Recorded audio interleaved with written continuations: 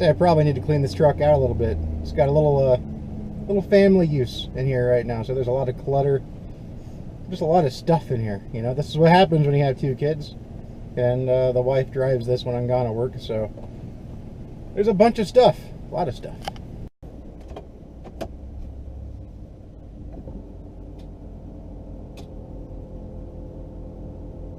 Don't know if you can hear that or not, but got the you can hear the air compressor kicking in when you put it in gear as it raises the air suspension.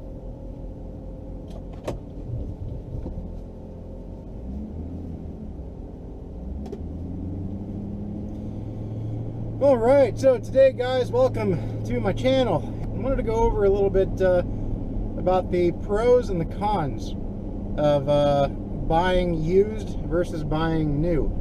Now, I'm not going to be a cheerleader for either side.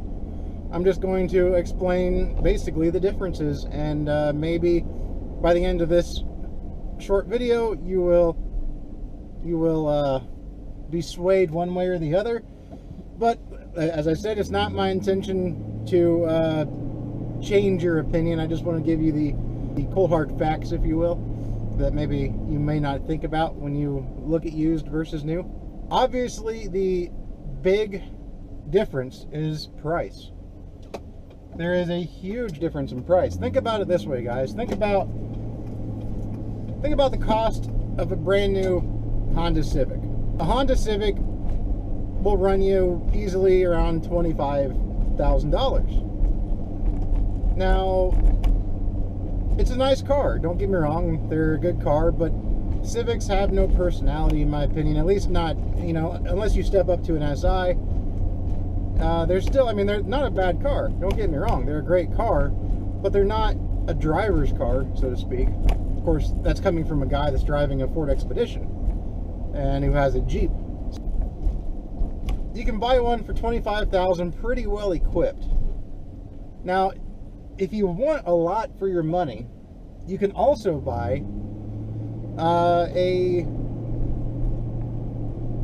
2010 Mercedes S-Class, roughly 2010, you know, for the same, if not less. You know, you can buy a Lexus LS 460. Granted, it's not a driver's car, so to speak, either, but it's a hell of a nice car with a lot of amenities, and it's one of those vehicles that you will easily impress your friends with. It's one of those keeping up with the Joneses kind of cars, but you don't have to go out and spend 70 grand for a new one, because you can get one for, you know, $25,000 less, you know, or less nowadays. That's the big thing right there.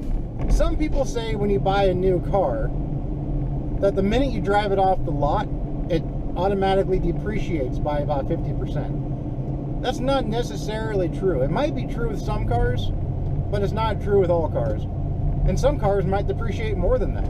It depends on the history of that make, and you know, whether they're a reliable car, whether they have a good reputation. And you see, back in the mid-2000s, American-made cars did not have that good reputation. For example,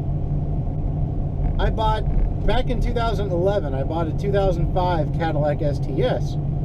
That car was over $50,000 new. I think mine stickered at around $55,000 new. I bought it from CarMax with 80,000 miles on it, so it's not that many miles, for $10,500 for a $55,000 car new. Okay, that's not, you know, that's a lot of depreciation right there. So that means whoever bought that car new lost their ass when they traded it in. And when you compare that to, say, a 2005 Lexus LS 430, which is the LS that was made in 2005, you could buy that same car, you know, it cost it's the same class as the STS was, and you know, it would cost roughly, well, they were still asking close to $20,000 for those cars, with the same options and roughly the same mileage, you know, maybe a little less. They were still asking, you know, $20,000 or so for the LS 430s back in 2011 when I bought my STS. And so that goes to show just the gap when it comes to depreciation, the gap between used and new on those cars, just how much slower a Toyota branded vehicle, which is what a Lexus is. A Lexus is a Toyota, but it is a Toyota to the next level. But the Cadillac, just everything inside the Cadillac screamed cheap. And you could get into it and you could knock on any plastic panel and there were hardly, maybe the console lid was soft to the touch, but nothing else was very soft to the touch at all. The door panels were very hard plastic. The dash was a very hard plastic. Had extremely cheap looking wood. You know, obviously faux wood. And, you know, this Ford is a 2006, a year newer, and I think that it's a little better than the Cadillac was. There are cheap materials in this truck, don't get me wrong, but I do think that it looks nicer than the Cadillac did. But I ended up trading that Cadillac in for a 2014 Kia Forte. Of course, the 2004 or the you know, Forte was obviously newer, but the materials in the Forte were far and above what the Cadillac offered in 2005. And I bought that car brand new, fully loaded, for roughly $25,000. Another advantage, or another difference, I should say, between used and new is that when you buy brand new, you do have the advantage of a warranty. You have the advantage of you have a warranty that comes with the car, even if you don't buy it. Even if you don't buy it extra, you've still got a warranty with the car. Now you can get a better warranty by paying extra, but you've got a warranty regardless when you buy a new car. When you buy a used car, you probably, unless it still has the factory warranty, unless it's new enough that it still has the factory warranty, if you buy a used car, then the best it's going to come with, more than likely, unless the dealer, you know, is really offering a pretty good deal, the only kind of warranty you're going to get is a 90-day warranty, and it's going to be a very limited warranty. And you can pay extra for a warranty, but then you're talking another $2,000 on top of whatever you're paying for the vehicle in question. So that's something to think about right there. That's obviously a check mark for a new car. See, my wife will not buy a car without a warranty. It scares her too much to buy a car without a warranty. I bought a car without a warranty. I bought you know, a few cars without warranties. This Ford being one, which I'm thinking about buying a warranty for it, because if something were to happen, like a transmission failure, you're talking $3,000-4,000 for a fix on this transmission.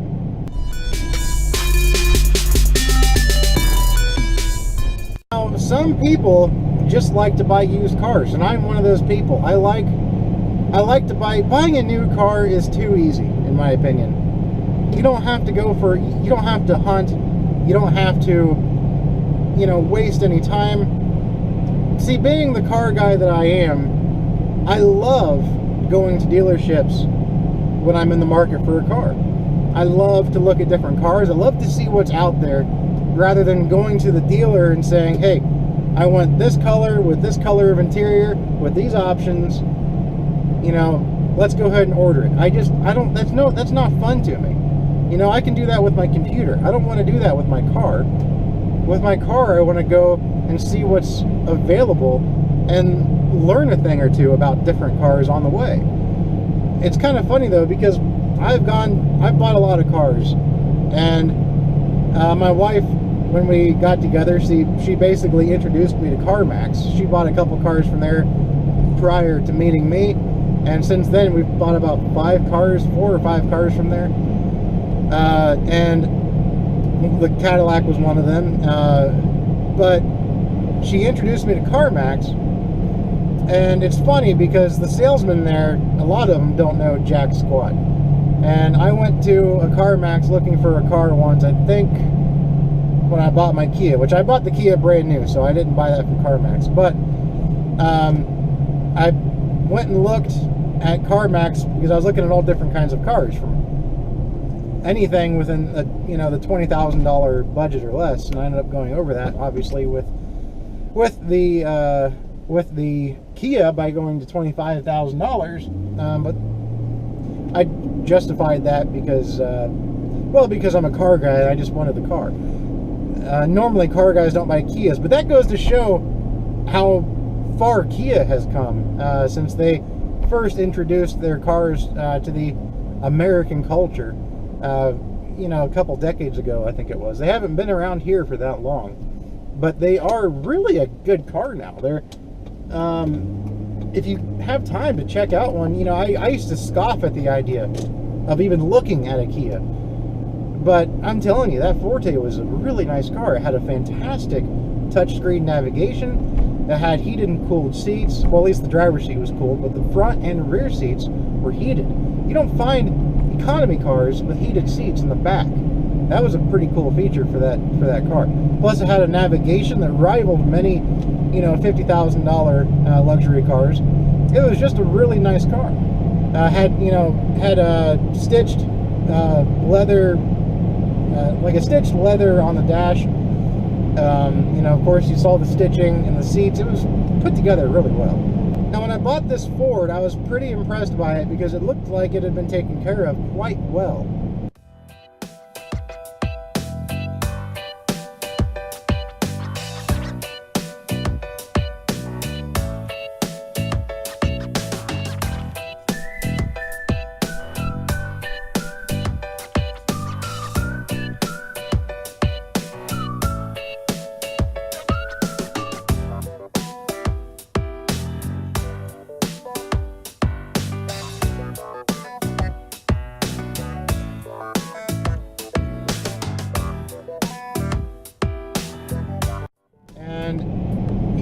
Like I said, it's a 2006, but it looked new. See, that's something else you'll notice on a lot of the mid-2000 era cars when you buy them used. The paint on their buttons, on the radio buttons, on the stocks on the steering wheel, or on the steering wheel column, the paint just wears off so fast. And something about the GMs is when the paint wears off on the buttons on the GM, they become almost like transparent. They look horrible, absolutely horrible. Well, I was pretty impressed when I got into this Ford. These buttons look like they've never even been touched. It's such a small detail, but it's, to me, an impressive detail nonetheless. And the seats, at least in the back seats look like they've never even been sat in when I bought this car. Now, I was going to do this in the Jeep, but I really don't like the videotaping in the Jeep because obviously it's very loud with that soft top. So the Ford, I think, just makes a much better environment to talk about this stuff. We are about to pass over the 115,000 mile mark on my Ford. There it is, 115,000 miles on this 5.4 liter Triton V8. Not bad. See what I mean about these buttons down here? They are not discolored at all. The four-wheel drive is perfectly, the lettering on the four-wheel drive is nice. Everything is just in great shape.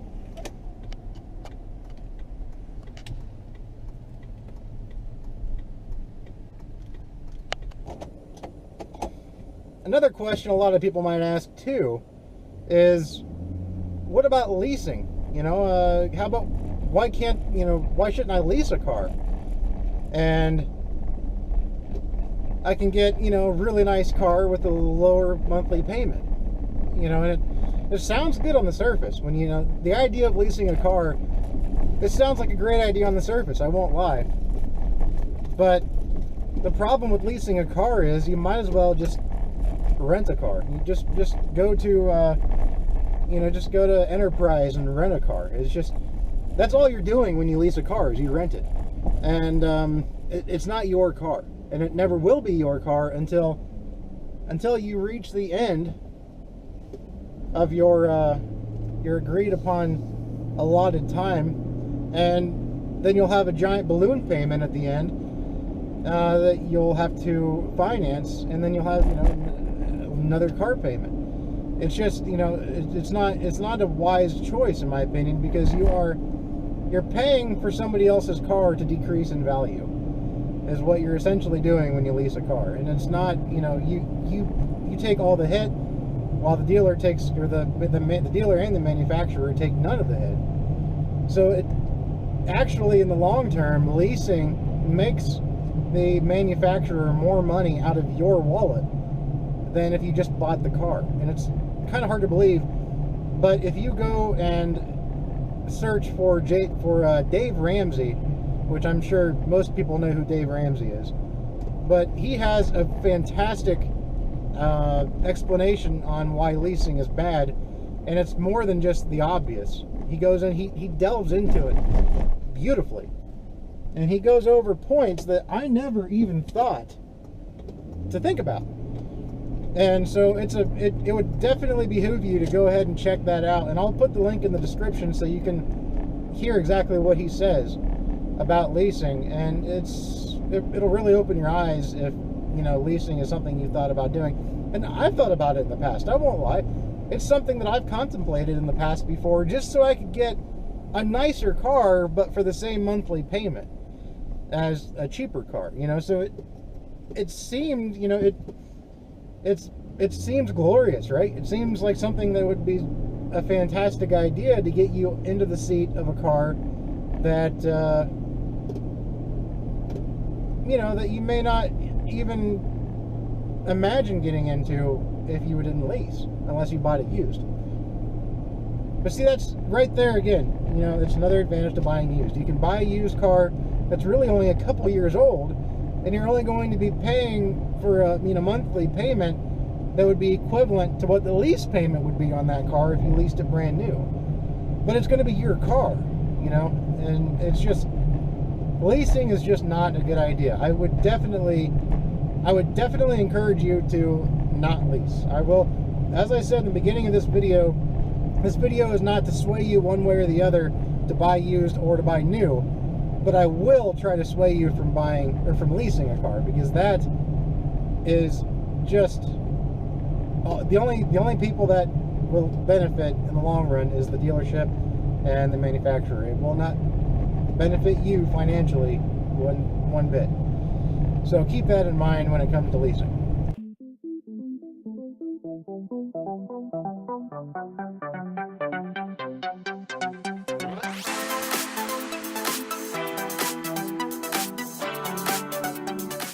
I love this truck, I really do. It looks so good for being a 2006. The paint's in great shape, and I love how it sits. It's got newer F-150 wheels on it. They're 20-inch wheels, but it looks so good. I really do like this truck. And it's not, you know, the fancy Lamborghinis and Rolls Royces and brand new Corvettes and things that you see on YouTube on other channels, but I just love it. It's in great shape. And see, this is what being a car guy is all about, is loving what you have and driving what you love. So it's just a fantastic vehicle. I love my Jeep just as much, maybe more, and that's a 22-year-old Jeep. But I mean, just look at how it sits. It's got that air ride, so when the engine's running like this, it sits up pretty high. And, you know, that's something else I'm surprised about with this truck. Usually these air ride systems have issues by now, but it doesn't. It works flawlessly. And then when I shut the engine off, it'll lower and all that fun stuff, but it looks great. It has a great, like, it just has, I'm very finicky when I buy my cars, and it just has a great gap between the wheel well, the fender, and the tire. It's not too much, it's not too little. And then when it is in four-wheel low, it raises even a couple more inches, and I like it a lot. Anyways, okay, that's it, guys. There you have it, guys. Those are some of the pros and cons to buying a used car over buying a new car, or vice versa. I hope this helps any. If you are out there looking for a new car, there, you know, like I said, there's really a lot of things that make a difference, and some people just won't buy a used car. But if you're the kind of person that likes to get a lot for your money, buying a used car is the way to go, in my opinion. You know, because I feel like when you buy a brand new car, you are just limiting yourself to what you can buy. But when you buy a used car, there just about aren't any limits. You know, even if your price budget is $20,000 and you aren't afraid to go back as far as 10 years, then it's endless. You can buy a big name with a small price tag if you buy used. But again, like I said, if you buy new, you're limited to what you can buy, and I don't like that. I don't like to be limited to what I can buy. I like having options.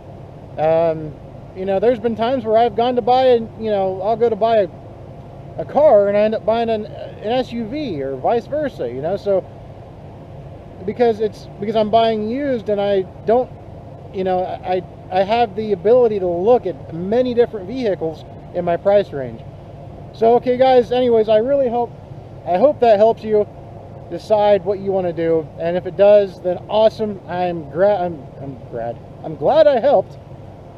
And if you have any questions, you know, please feel free to ask me in the comments, and you know, we'll go from there. So anyways, guys, check out my blog at Family Man Car Reviews. I will it's FamilyManCarReviews.com. I'll have an article going over this very thing on that channel, so or on that website, so feel free to check that out. And I will have the link for Dave Ramsey's explanation on leasing and why it's a bad idea to lease a car. I'll have that in the description below, so feel free to check that out and check his channel out. He really goes through in depth a great reason, you know, fantastic points on why leasing is a horrible idea, and they're points I never even thought of before. So check him out, check out those points. And guys, I hope you have a great day and stay safe out there, and we'll talk at you guys later.